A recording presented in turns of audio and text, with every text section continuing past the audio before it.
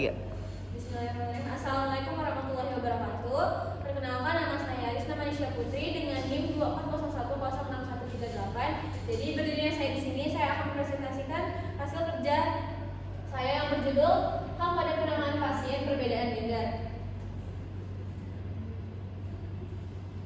Jadi definisi HAM yaitu merupakan hak dasar yang dimiliki setiap individu tanpa memandang jenis kelamin, usia, status sosial maupun dari latar belakang hukum. Dalam konteks hak atas kesehatan setiap orang berhak memperoleh pelayanan kesehatan yang layak, aman, dan adil. Hak ini mencakup akses terhadap sarana kesehatan, perlakuan yang manusiawi, serta perlindungan terhadap diskriminasi dalam pelayanan medis. Lalu yang selanjutnya ada asas-asas dasar HAM. Yang pertama ada non-diskriminasi, yaitu pelayanan kesehatan tanpa membedakan gender, agama, ras, dan orientasi seksual atau status hukum. Yang kedua ada kesetaraan dan keadilan. Semua pasien itu berhak atas mutu pelayanan yang sama tanpa perlakuan istimewa atau pengabaian. Yang ketiga ada martabat manusia, yaitu setiap tindakan medis harus menghormati nilai kemanusiaan melalui bahasa, sikap, dan perilaku yang etis. Yang keempat ada kerahasiaan dan privasi, yaitu data dan kondisi medis pasien dijaga kerahasiaannya, termasuk menghormati identitas dan ekspresi gender. Yang kelima ada informed consent dan otonomi pasien, yaitu pasien berhak menentukan tindakan medis setelah mendapat penjelasan yang lengkap, termasuk bagi narapidana. Yang selanjutnya ada hak dalam Undang-Undang NKRI tahun 1945. Yang pertama ada pasal 28A, yaitu hak untuk hidup dan mempertahankan hidup.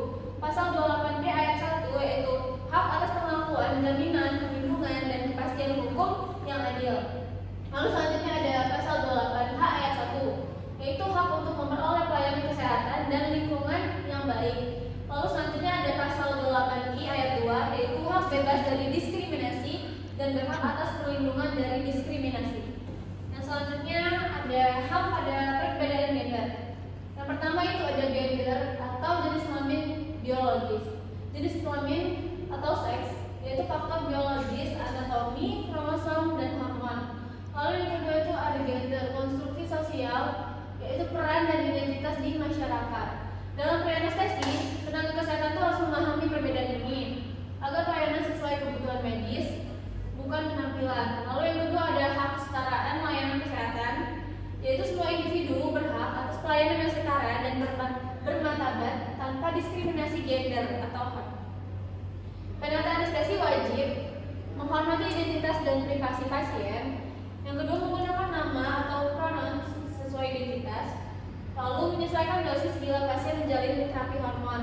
Lalu yang ketiga ada perlindungan untuk transgender atau non-biner, yaitu berhak atas pelayanan medis aman, rahasia, dan bebas diskriminasi yang diterapkan dalam pasal 8I ayat 2 Undang-Undang 1945. Lalu ada penerapan yaitu jaga privasi, hindari komentar personal, dan ada koordinasi tim medis sesuai kebutuhan pasien. Lalu ada tantangan bagi penata anestesi. Yang pertama yaitu profesional dan non-diskriminatif. Layani sesuai kebutuhan medis, bukan identitas atau status. Lalu hindari sikap atau ucapan yang merendahkan. Yang kedua ada empati dan privasi. Yang pertama itu jelaskan prosedur dengan sopan. Lalu jaga privasi dan martabat pasien termasuk narapidana. Yang ketiga ada HAM dan etika profesi, yaitu hormati hak dasar pasien. Lalu terapkan etika dan Undang-Undang Nomor 36 Tahun 2014 tanpa diskriminasi. Lalu yang terakhir ada komunikasi dan kerjasama tim. Yang pertama sampaikan info medis jelas dan profesional. Lalu lindungi privasi tanpa stigma. Selanjutnya ada manfaat dan solusi. Manfaat dari HAM itu yaitu kesetaraan. Semua individu itu setara di depan hukum tanpa diskriminasi. Yang kedua ada perlindungan, menjamin keamanan dari kekerasan dan penindasan. Yang ketiga pemberdayaan, yaitu mendorong setiap orang mengembangkan potensi diri. Terus yang keempat ada keadilan sosial, mewujudkan keseimbangan hak dan kewajiban bagi semua.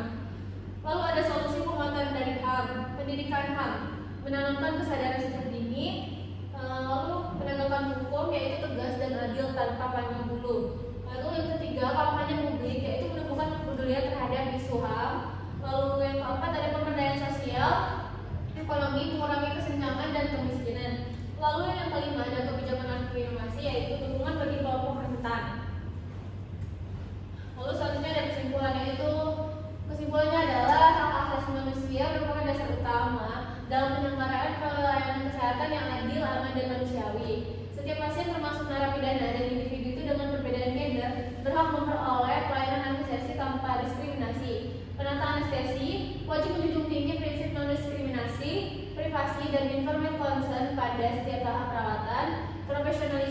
empati dan komunikasi terapeutik itu menjadi kunci penting dalam menghadapi tantangan etis dan sosial di lapangan. Penguatan pendidikan HAM, penegakan hukum, serta kebijakan afirmatif bagi kelompok rentan perlu terus dilakukan agar kualitas dan keselamatan pelayanan anestesi